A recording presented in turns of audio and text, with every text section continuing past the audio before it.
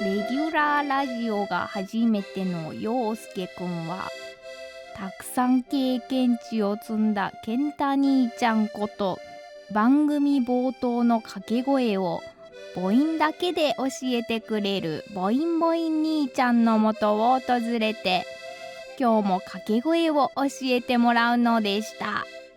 母音母音兄ちゃん。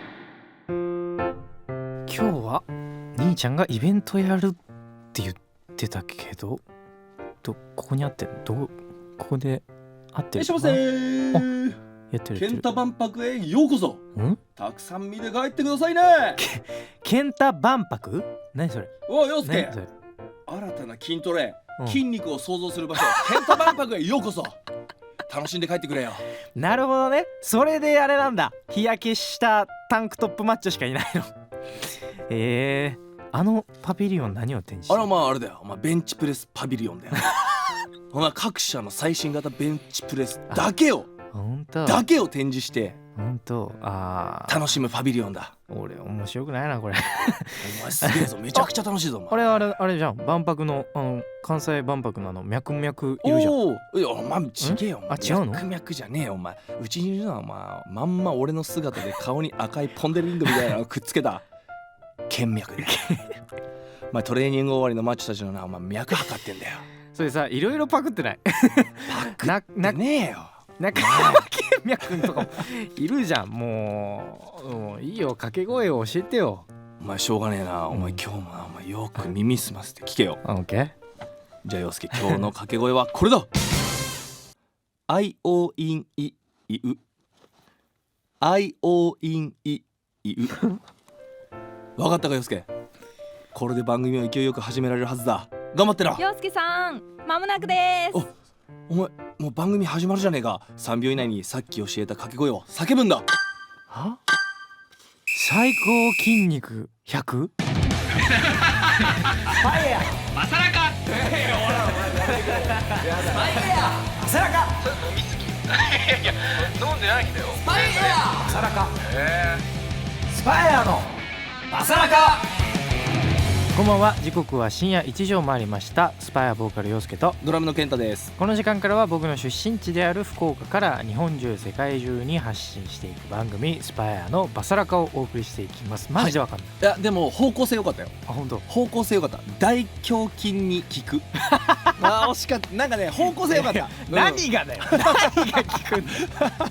集合がないじゃん。いや方向性良かったよ。ああね、はい、惜しかった。なるほどね。ということで、さっきもちょっと軽く芝居をしたんですが、4月13日日曜から大阪・関西万博が開催されております。そうですね。国内では愛知県で開催された愛・地球博以来20年ぶりの万博となります。なんかいろいろ空飛ぶ車とか4足歩行ロボットとか展示されてるみたいですけど、あれ万博って、俺の勝手なイメージだけど、太陽の塔があるところでやってる。どこでやってるの？どこですか？どこでやってるのか？夢島っていうところでやってるんだ。別のところなんですね。そうな。じゃあ太陽の塔の万博は、昔あった万博相当前じゃない？そうだよね。何年前だあれ？めちゃくちゃ前だよね。1970年。いや俺はさ、岡本太郎が好きなの。だから太陽の塔は見に行ったね。でもあれヴィンテージじゃん。あれヴィンテージだよ。いやほんとね、当時売ってた太陽の塔のキーホルダーとかあったらマジで買うわ。ということで今日はね、なんと素敵なメッセージが届いてますよ。何ですか？おなじみのラジオネームケンティ。ケンティどうだった？陽介くん、ケンティさんこんばんは。以前プロポーズのタイミングについてご相談しました。ケンティです。はい、どうも。先日ついに彼女へのプロポーズ大作戦を決行しました。すごい。どうだった？自分の中の情熱が高まってる今が一番だと、少し早めにプロポーズの場を設けて、いざ当日、よく行くデートスポットの近くにある少し高級なレストランをプロポーズの場所に決め、そこへ彼女を誘いました。2人でディナーを楽しんだ後、誰もいないテラス席へ移動し、自分の気持ちを彼女へ。彼女からの返事は、はい、よろしくお願いします。いやおめでとう。おめでとう。無事喜んでですね。素晴らしい。無事プロポーズは大成功しました。もちろん緊張はありましたが、終始夢のような感覚でふわふわとしたいや不思議な気持ちだった一素晴日、その中で自分のプロポーズを受け入れてくれて今までにない幸せをかみしめることができました、これから大変なこともたくさんあると思いますが、互いに歩み寄りながら幸せだと思える時間を過ごしていきます。陽介くん、ケントさん、相談に乗っていただきありがとうございました。余談ですが、少し前に2人でカラオケデートをした時に、彼女がオレンジを歌ってくれたんです。すごっ。自分の好きなスパイアに興味を示してくれて、練習してくれたんだそう。うわ、いい子。最後はデュエットでオレンジを歌い、夢の彼女と2人でスパイアの曲を歌うが叶いました、いつかは2人でスパイアのライブに参戦したいです。いやー、すごい。ほんとね、のろけで痒くなってきたわ。いやすごいな。よかったね。いいね。なんか最初から分かってたけどね、失敗しないぞお前はって、そうそう、しないよ。だってもうほんといい人だろうなっていうの分かるし、文字面でいい人って分かるとなかなかいないよね。すごい素晴らしい。もうこれからも末永くお幸せに、そして一緒に来てほしいですね。どこの地域の方なんだろうね。ちょっとそれは分からないけど、もしさ、ライブ来てくれたらさ、どうせさただくっちゃべるだけのタイミングとかもあるわけじゃん。あの時にさ、直接おめでとう言いたいよね。ああ、確かにね。なんか福岡とかだったらね、ラジオにコメントもらおうよね。ね、いいですね。いやー、よかったですよ。素晴らしい。またね、この間もさ、カップルになれましたとかさ、あったね。あったし、なんか恋愛番組になってますこれ。リアリティショーですか。これはね、なんかこういうのもっと俺ら力になれたらいいですね。素晴らしい。番組では皆さんからのメッセージをまだまだお待ちしております。メッセージの送り先はすべて小文字でバサラカ@fm福岡.jp、basaraka@fm福岡.jp、もしくは FM 福岡ホームページにあるメッセージ応募フォームから番組名スパイアのバサラカを選択して送ってください。番組実況も大歓迎です。 X でハッシュタグバサラカをつけてポストしてください。それではスパイアのバサラカ、この後深夜1時30分までお付き合いよろしくお願いします。スパイアのバサラカ、お送りした曲はスパイアでバディでした。それではこちらのコーナーに参りましょう。なんじゃそれ。もうひどいよ。それはもうひどいです。もう一回言ってください。ちゃんともう一回言ってください。それではこちらのコーナーに参りましょう。まあ聞こえたわ。このコーナーは皆さんの周りにいる友達から聞いたことを送ってもらうコーナーです。僕たちはあんたの話でしょなんてことは言いません。ぜひ友達から聞いた恥ずかしい話を教えてください。今週もいただいております。はい、先に行ってみましょう。僕からいきます。ラジオネームよしみさん、ありがとうございます。友達の話なんですが、娘がお風呂上がりにすぐ顔にスプレーする用の化粧水が入った小さなミストで出るボトルを脱衣所に置いてあって、お母さん使っていいからねとのことで使わせてもらってたらしいんですが、ある日使ったらミストじゃなく勢いよく出てきて、いつもと匂いも違う。何ってよく見たらお父さんの育毛剤、ボトルの大きさ色が似てたんです。顔から毛が生えてきたらどうしようって言ってました。その人は夏出かける直前、脇に制汗剤をスプレーするつもりが、前髪を固めるスプレーを使ってしまったり、拭いたけどベトベトしたまま出かけたりとおっちょこちょいみたいです。そうね、一回確認しよう、これは。でもさ、それってあれなのかな、自分で詰め替えてるのかな。だから、パッケージとかがないのかな、もしかしたら。いや、パッケージが似てんじゃない、そもそも。もしかしたら色合いとかさ。そういうこと。なんか最近さ、結構おしゃれなボトル増えてきたじゃん、やっぱ。なんか昔みたいにさ、ザ何々じゃなくてさ、育毛剤といえばさ、銀のさとか黒とかさ、そういうのなんだよね。じゃあ多分さ、今だとさ、アースカラーの白のさ、なんかクリームみたいなアースカラーに黒で細い線で書いてあるみたいな、多分リアップ、分かんないけど、リアップじゃなくてリアップ、そうちょっと書体細いみたいな。これはもう確認しよう、ちゃんとボトルを見よう。確認しましょう。これはおっちょこちょいはね、直せるところから。紙のスプレーを脇はやばいと思う。そうだね。ガチガチベタベタします。それは気をつけてください。面白いですね。もう一件いきます。ラジオネームアイアイス。陽介さん、ケントさん、こんばんは。こんばんは。友達の話なんですけど、昔都内で 1K のコンパクトな広さのマンションに住んでいたことがあったんです。玄関のところだけ人感センサーが設置されていて超便利だそうです。ある日の夜中の出来事なんですけれども、誰もいないのに、その人感センサーが1回だけ点灯したことがあったんです。超ビビって怖すぎて布団に潜り込んで一人でコウさん耐えていたら、いつの間にか眠ってしまったそうです。後日霊感つよつよの母親に電話をして、その出来事について話したそうです。そしたら何て言われたと思います？なんだろう。それ私だわ意味がわからんとなりながらも、詳しく話を聞いてみると、母親が最近見た夢で知らない家の玄関が出てきたそうです。その玄関の特徴をいろいろ聞いてみたら、友達の家の玄関と合致していたそうです。まだ一度も家に来たことないのになぜと思ったそうですが、娘に会いたすぎて思いが強すぎて生き量となって会いに来てしまった。すごいねこれ。本当にあるんだね。いやーね、あるんでしょうね、あるところには。遺伝すんのかな、そう霊感とかも。もうするとは言うよね。やっぱその家系的な血だっても言うもんね。はいはい。だからもしかしたらね、アイアイさんにも霊感があるのかもしれないし。アイアイさん友達ね。あ、そうだ、友達にもね忘れがちなんだよね俺、友達の話それ言わなかったらそれあなたの話なんですけど、ね、そう言っちゃうことになっちゃう、僕の話なんですけどね。いやすごいねこれは。確かに、夢系は最近ね、俺もよく見る。へえ。そうなの。やばデジャブみたいな。へえ。なんかさ、俺もさこの間その整骨院行って、でまあちょっと怪我したとこがあって、でそれでリハビリ室みたいなとこ通されて、でベッド座って靴下脱いでた、その光景があれみたいな、夢で出てきたこの風景。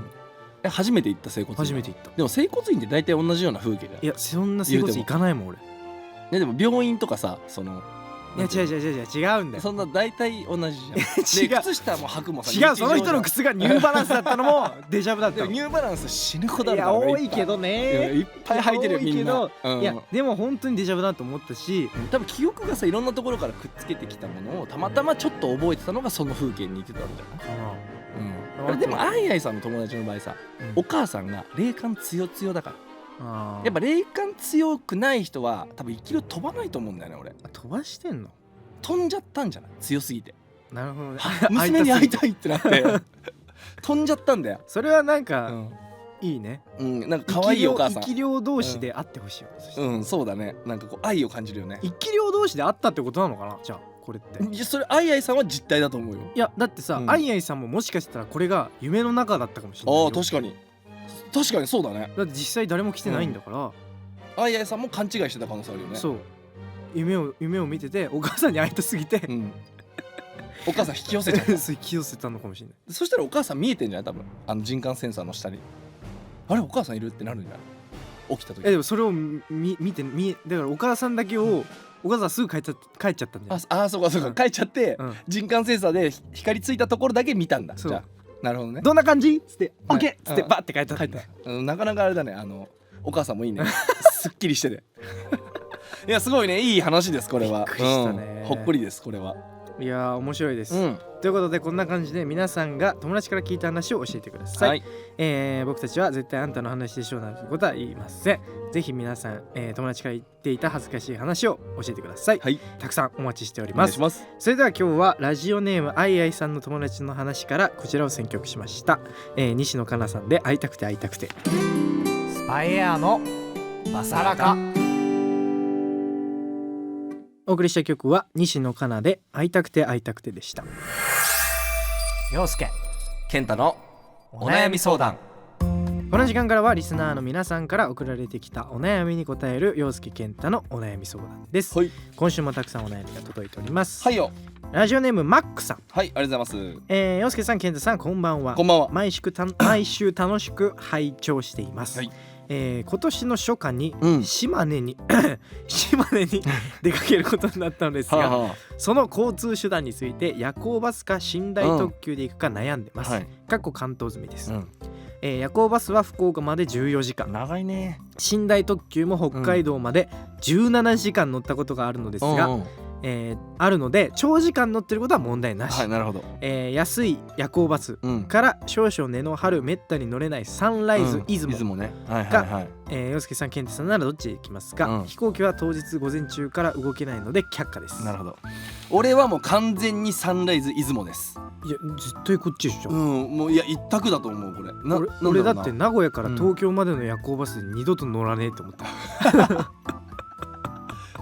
まあ分からんでもない。二度と乗るかこんなんってなっちゃった。結構しんどいよね。やっぱりね、しんどい。やっぱしんどいから。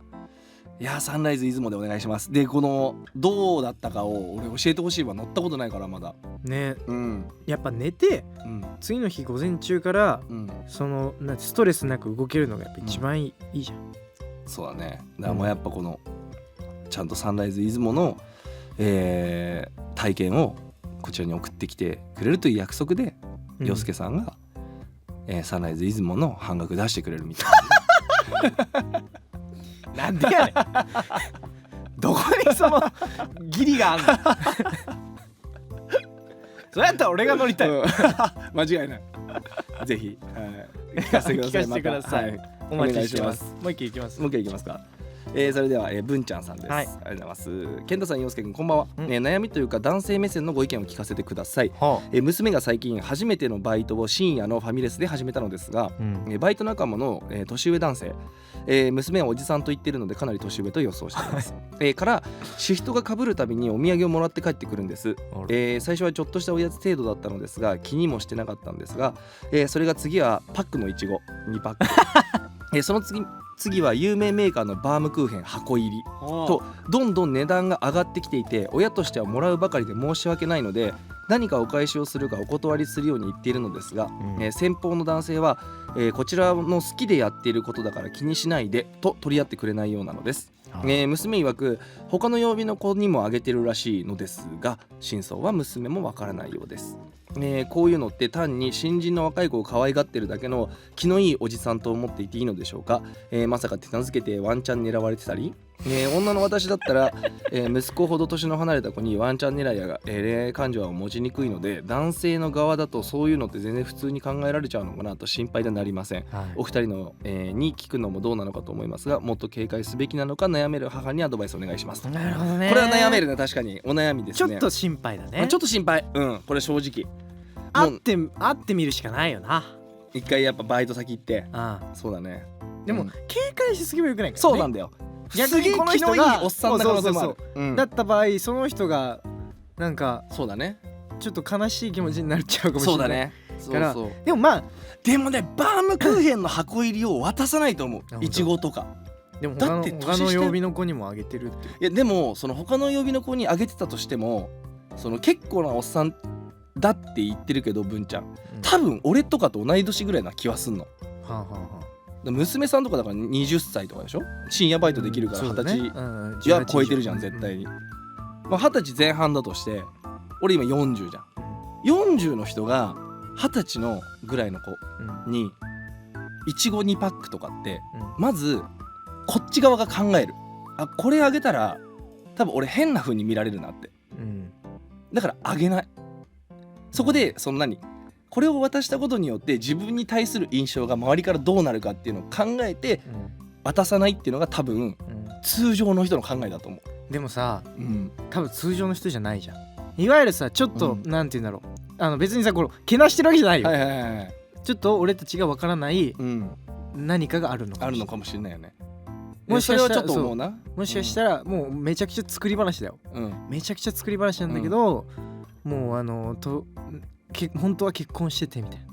でも浮気がバレて離婚して、そのあれでなってなって普通に昼で仕事できなくなって、深夜にバイトするしかなくなってみたいな感じの人だったらもしかしたら20歳下の女の子に対して接し方がちょっとあれって思ってもおかしくないよね。でも確かに親としては多分そこまで考えた方がいいかもと思う正直。そうだね、親としてだったら、娘さんは何も考えてない。娘さんは別にいいんだけど、その善意をちゃんとこうありがとうっていう気持ちで受け取ってるっていうのは、だから親としてはちょっとだけ要警戒かなとは思うかな。そのなんか言わなくてもいいんだけど別にそのちゃんとなんかね、有名メーカーのバームクーヘン、そうで結構だよ、買わないよ。もうあれだよね、いわゆるおじさん公文で LINE しそうだね。そのごめん俺おじさん公文があんま分かってないんだけど、その何名前じゃあ例えば、じゃあ何でしょうかな、愛ちゃん愛ちゃん、はい。アイポよみたいな、いるそんな人。アイポよ今日は人足りてなかったのに、うんしっかり回してくれてありがとうっぺみたいなんだそれ。もう偏見がすごそうな構文だけど大丈夫。な、これからも頼りにしてるんごいるそんな人本当にかもしんない。まあわかんないけど、でもまあ親としてはちょっと要警戒した方がいいかもなとは思います。うんうんだから過保護にはしなくていい、そう、過保護にはしなくていいけど、俺だったら買っていかないっていう。いかない俺の年齢で若い子に対して何かを買っていくっていうのは多分だってちょ限度がある。うん、だってちょっとそのさ、娘さんのことを考えきれてないじゃん。なんかお返ししなきゃとか相手にそう考えさせるようなものをあげてるわけじゃん、そうなんだよ。でもそこまで多分考えがいってないってことでしょ。そうだからそこまで考ちょっと危ないえてないっていう、そこが気になる俺は。そうだから多分うん自分の私利私欲じゃん、だからそうなんだよ。だからちょっとねちょっと気をつけてください。危ない匂いがするので、ちょっとだけねはい、ちょっとだけ気をつけてください。気をつけた方がいいと思います、ということで番組では皆さんからのお悩みも募集しております。小さなお悩みから大きなお悩みまで幅広く募集してますので気負わず送ってみてください。皆さんからのお悩みをお待ちしてます。スパイアのバサラカ。お送りしているのは Just Like This 2024より Feel So Good です。今日はこの曲に乗っかりながらエンディングですということで、はい、Just Like This 2024のよい DVD、ブルーレイ、そして CD、発売決定しましたね、はい、決定しました。いややっとです。すいません、お待たせしました。はい、5月14日水曜日、うん発売です。お願いします。なんかこれからもこの番組でちょくちょく小出しできたらいいですね。そうですね。そしてうん、どんどん陽介の声の楽曲がね増えていくっていうのはとってもいいことだと思うので、皆さんはい、まあその5月14日までね、うん何かあればそれを聞いてほしいなと思います、お願いします。そして5月は、ツアーですね。始まりますね、ついにね。いよいよもう始まります。本当っすね。1ヶ月切ってます、はい5月から7都市での全国ツアー、スパイアツアー2025バディ、はい、開催決定しております、はい、福岡公演は5月17日土曜ゼップ福岡です。はい、よろしくお願いします。チケット発売中です。はい、遊び来てください。ほぼ1ヶ月後かな。そうですね。そして会場限定では、バディの CD も買えます、バディに加え2024年リリースのオレンジと青を冠した全国ツアーのこのタイトル楽曲、2曲のライブ音源と映像、収録しております、そして、全国のローソンミニストップロッピーにて限定の、スパイアオリジナルマフラータオル付き CD の発売も決定しております、現在予約受付中ですので皆さんぜひチェックしてみてください、なんかフェスもいろいろ決まってんですよね、決まってきてますんで、ぜひ皆さん遊びに来てください、今日もたくさんのメッセージありがとうございました、番組では皆さんからのメッセージをまだまだお待ちしております、メッセージの送り先はすべて小文字でバサラカ@fm福岡 .jp basaraka@fm福岡 .jp もしくは FM 福岡ホームページにあるメッセージ応募フォームから番組名スパイアのバサラカを選択して送ってください。番組実況も大歓迎です、X でハッシュタグバサラカをつけてポストしてください、実況も見てますよ、そしてこの番組は YouTube や音声配信サービス Spotify やラジコでポッドキャストも公開中です。再編集版の番組本編や番組収録前のアイドリングトークなども配信してますし YouTube の方では字幕付きで多言語翻訳も対応してますので世界中のお友達にどんどんお勧めしてください、ということでこの時間のお相手はスパイアボーカル陽介とドラムの健太でした。それではまた来週。